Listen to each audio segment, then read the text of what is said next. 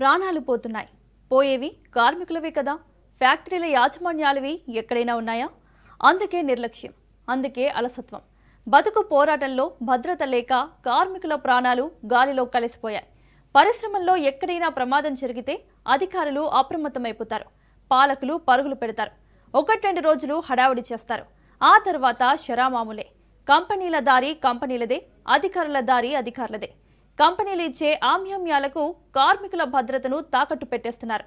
అందుకు నిలువెత్తు సాక్ష్యమే Visakha steel plant.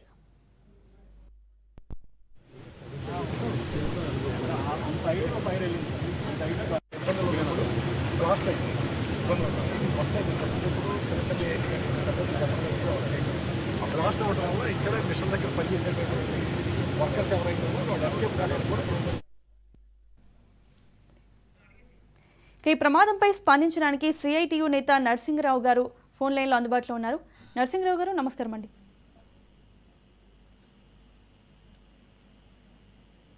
Hello నమస్కారం అండి. విశాఖ స్టీల్ ప్లాంట్ లో అతి ఘోరమైనటువంటి ప్రమాదం జరిగింది. ఈ ప్రమాదం గతంలో ఎన్నడూ కూడా ఇంతమంది చనిపోవడం అనేటువంటిది ఈ జరగలేదు. SMS steel melting shop 1, machine 2, 6 మిషన్లు ఉంటాయి. లాడల్స్ అది నీటి స్టీల్ ద్రవాన్ని అవతల మనకు కావాల్సిన పరికరాలు తయారు చేయడానికి తీసుకెళ్తూ ఉంటాయి. ఈ జరిగినటువంటి ప్రమాదం లాడల్ 140 టన్నుల లిక్విడ్ స్టీల్ ఉంటుంది, ద్రవంలాగా ఉంటుంది స్టీల్. అది 1700 డిగ్రీలు హీట్ లో ఉంటుంది. అక్కడ అది బ్లాస్ట్ అయింది. దానివల్ల చుట్టూ ఉన్నటువంటి వాళ్ళు అక్కడికక్కడే చనిపోయి మట్టిలాగా అయిపోయారు. మనుషులు గుర్తుపట్టలేనంత తీవ్రమైనటువంటి ప్రమాదం జరిగింది. దీనికి ప్రధానమైన కారణం గత 5 ఏళ్ల నుంచి కేంద్ర ప్రభుత్వం ఎక్విప్మెంట్ కోసం, దాన్ని రిపేర్స్ కోసం ఏ రకంగానూ డబ్బులు ఖర్చు పెట్టడం వల్ల దీనివల్ల ముఖ్యమైనటువంటి ఎక్విప్మెంట్ లాడల్లో ప్రమాదం జరగాల్సినటువంటి అవసరం అనేది ఉండదు. లాడల్ వీడికన్నా ఉండాలి. లాడల్లో వచ్చేటువంటి ద్రవం స్టీల్ ద్రవం అనేటువంటిది బ్లెండింగ్, దీంట్లో లైమ్ స్టోన్ అలాంటివి కలిపి steel melting shop blast furnace నుంచి వచ్చిన స్టీల్ ని ప్యూరిఫై చేస్తుంది. అక్కడ బ్లెండింగ్ ప్రాపర్ గా జరగకపోయినా ఉండాలి, లేదా లాడల్ అనేటువంటి దాంట్లో అది ఎక్విప్మెంట్ సక్రమంగా ఉండకపోయి ఉండాలి. ఈ 2 కారణాల వల్లనే నీరు గట్రా ఉంటే ఆ వెంటనే బ్లాస్టింగ్ అవుతుంది. అట్లాంటివి కూడా చిన్న ప్రమాదాలు గతంలో ఇప్పుడు జరిగినటువంటి అతి ఘోరమైనటువంటి ప్రమాదం. ఇది యాజమాన్యం యొక్క నిర్లక్ష్యం వల్ల ప్రభుత్వం ఈ రోజు నిర్లక్ష్యంగా స్టీల్ ప్లాంట్ ని నిర్వహిస్తా ఉంది. దీన్ని టోటల్ కాంట్రాక్ట్ ఇవ్వాలనేటువంటి ఉద్దేశంతో ఎక్విప్మెంట్ ఏవి కూడా రిపేర్ చేయించడం కానీ, మెయింటెనెన్స్ చేయడం కానీ ఏమీ చేయడం లేదు. దీనివల్ల ఇంకా కూడా కొత్తగా కొన్ని స్ట్రక్చర్స్ కూడా ఏ రోజు కూలిపోతాయో అన్నంత ప్రమాదాలు ఈ రోజు ఉన్నాయి.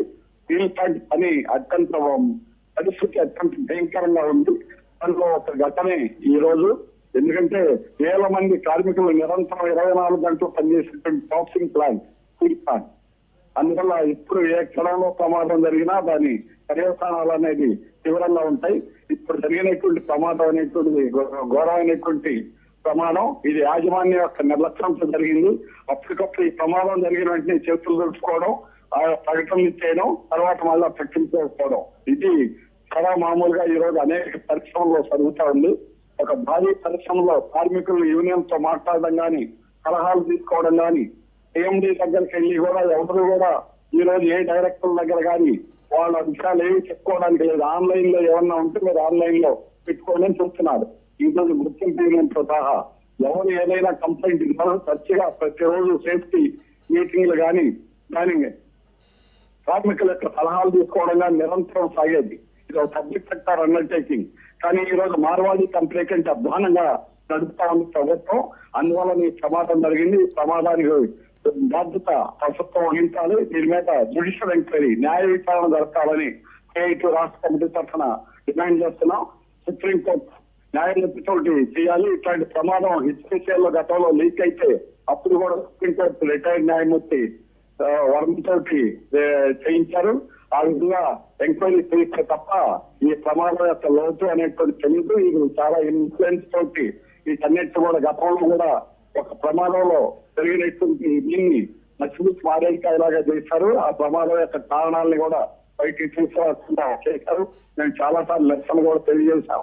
కానీ ఇప్పుడు ఈ ప్రమాదాన్ని మొత్తం యొక్క ప్రమాదం యొక్క కారణాలు నరసింహరావు గారు, కార్మికుల రావాలి. అలాగే భవిష్యత్తులో ఇట్లాంటి జరగకుండా కూడా ఉండాలి. అందుకని న్యాయమూర్తి విచారణ చేయించాలని చెప్పేసి నిర్లక్ష్యానికి బాధ్యత వహించారు. సిఎండిఏ ప్రధానమైనటువంటి బాధ్యత. సిఎండి మీద చర్యలు తీసుకోవాలి. ఈ సిఎండి అంటే ఈ రోజు నుంచే అక్కడి నుంచి వైదొలగాలి. ఇక్కడ ఫస్ట్ టైం ఈ సిఎండి వచ్చి ఇప్పుడు దాదాపు 4 రోజులు కూర్చుంటే కనీసం ఆఫీసర్స్ అసోసియేషన్ కానీ యూనియన్ అసోసియేషన్ కానీ ఎవరితో కనీసం ఎటువంటి సమస్యలు ఉన్నాయని కూడా తీసుకోవడానికి ప్రయత్నం అనేటువంటి చేయలేదు. అందువల్లనే ఈ తరచుగా ఇటువంటి ప్రమాదాలు అనేటువంటి జరగడానికి సేఫ్టీ భద్రత అనే దాన్ని పరంగా తెచ్చి ఈ రోజు యాజమాన్యం పనిచేస్తుంది. తీవ్రమైనటువంటి దుర్మార్గం. అందుకని చనిపోయినటువంటి కుటుంబాలకి కోటి నష్టపరిహారం ఇవ్వాలి. అట్లాగే చనిపోయిన కుటుంబం యొక్క కుటుంబ సభ్యులకు ఒకరికి పర్మనెంట్ ఉద్యోగం ఇవ్వాలి. 5 పర్మనెంట్ ఉద్యోగులు, 5 కాంట్రాక్ట్ కార్మికులు చనిపోయారు. అందువల్ల ఇంత అత్యంత తీవ్రమైనటువంటి ప్రమాదానికి బాధ్యత యాజమాన్యం వహించాలి. సేఫ్టీ ఆడిట్ అనేటువంటి చేయించాలి. సేఫ్టీ పైన తీవ్రమైనటువంటి చర్యలు తీసుకోవాలి. కోల్పోయినటువంటి పరిస్థితులు ఉన్నాయి. అలాంటి వాటిని రీవిజిట్ చేయాలి. ఇబ్బందిని మార్చాల్సిన దగ్గర వెంటనే మార్చాలి.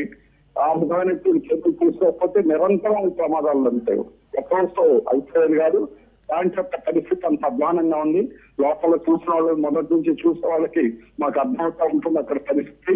ఇది ఎంత ముచ్చుకున్నా ఎవరితో మాట్లాడదామన్నా కూడా అవకాశం లేకుండా గారు నాకు అన్ని తెలుసు అంటాడు. ఆయనకేమీ తెలియదు.